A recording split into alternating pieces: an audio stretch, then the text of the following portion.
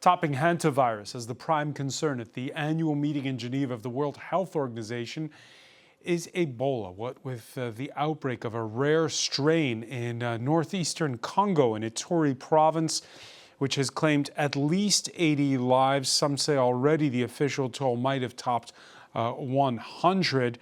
The WHO announcing the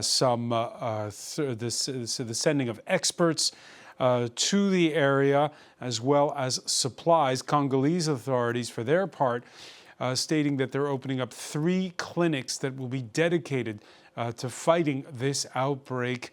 The World Health Organization, which declared a global emergency on Sunday.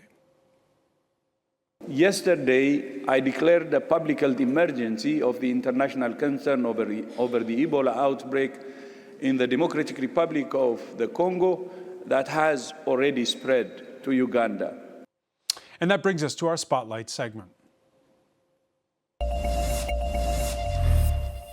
Joining us from Cork in Ireland and more, Professor at the University College Cork's School of Biochemistry at the National Institute for Bioprocessing Research and Training. Thank you for speaking with us here on France 24. Thank you for joining me. This outbreak of Ebola, it's virulent. It has spread fast. Is this the worst we've seen in a decade? It is more concerning because it is a more unusual strain of Ebola virus. The previous outbreaks that we saw, even in the Democratic Republic of Congo late last year, was quite virulent, and we are all still reminded of the massive outbreak that happened in West Africa around 2014, when approximately 28,000 people died. So we're hoping that it doesn't go like that again. A rare strain, what does that mean? We know of multiple different types of Ebola virus that exist. And the common one that's causing such large outbreaks is a type called Zaire Ebola virus. And the one that's currently happening is Bundibugyo virus. And because Zaire was causing all the problems, we have good vaccines and therapeutics against the Zaire strain. We know that these vaccines, at least maybe the therapeutics as well, could have some effect against the strain that's currently the cause of the outbreak, but we don't have proof of that at the moment, so that's a cause of concern. So they're the same but different. They have a similar sequence, but not a totally the same sequence. And this is why one of the reasons why the diagnosis of the Bundibugyo virus was missed initially, because the diagnostics look for Zaire, not for the current type. And is it also missed because of mutations? Is the disease evolving? It's different to influenza and COVID in that way. It doesn't evolve as fast. It can.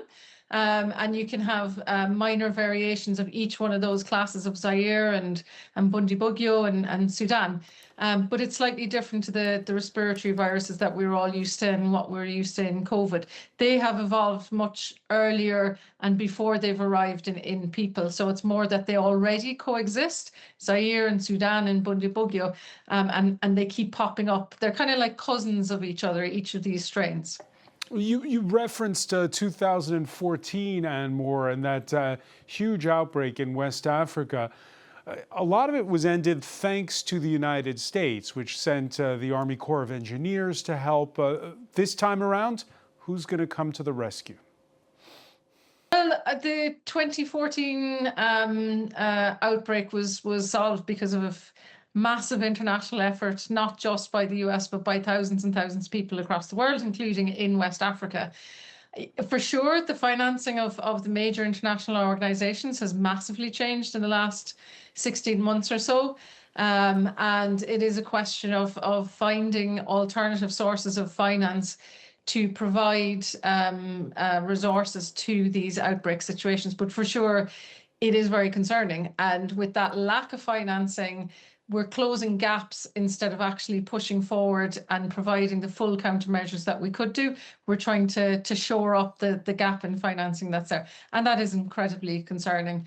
And it does make the world, I guess, address how are we going to do this in the future, and what is the best way for financing and for responding to these outbreaks. But it is concerning. So when authorities in the DRC announced they're opening 3 clinics, they're doing it on their own?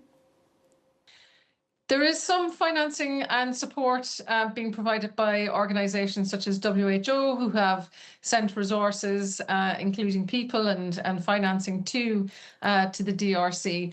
Other organisations such as Médecins Sans Frontières and other charitable organisations like that generally mobilise and get people on the ground as well quite quickly.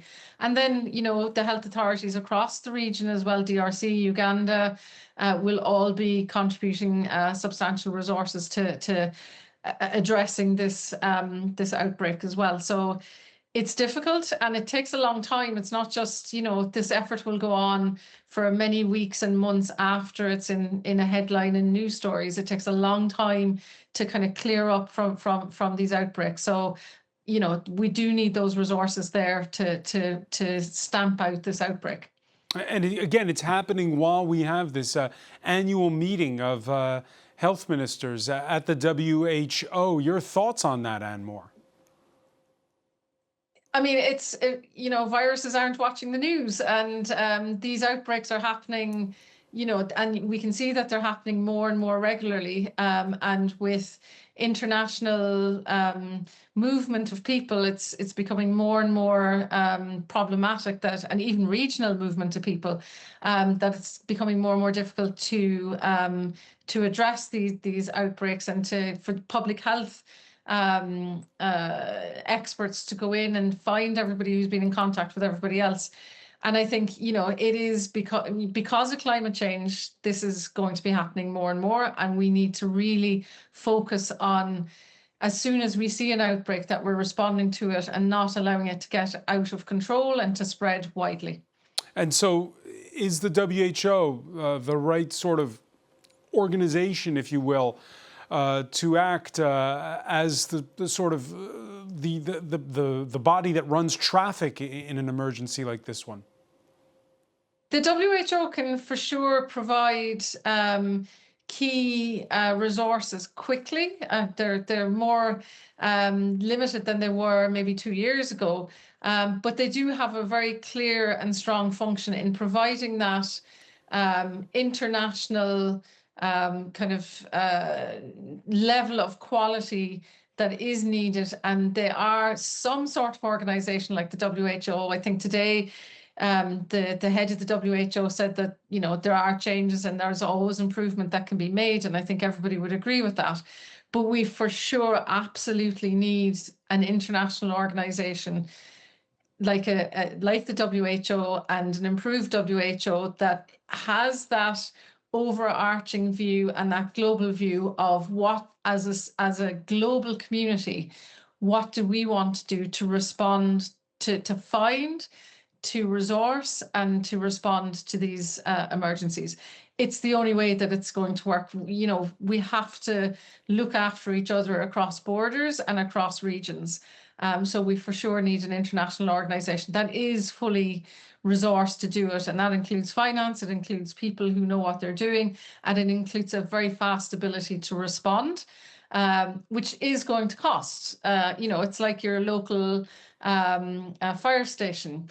You pay for the fire station, but you only need it every now and then. But when you need it, you really need to make sure that those fire trucks can go out and quench the fire. It's the same with responding to epidemics. So we need a WHO and an improved version of the WHO. Anne Moore, so many thanks for joining us from Cork in Ireland. Thank you.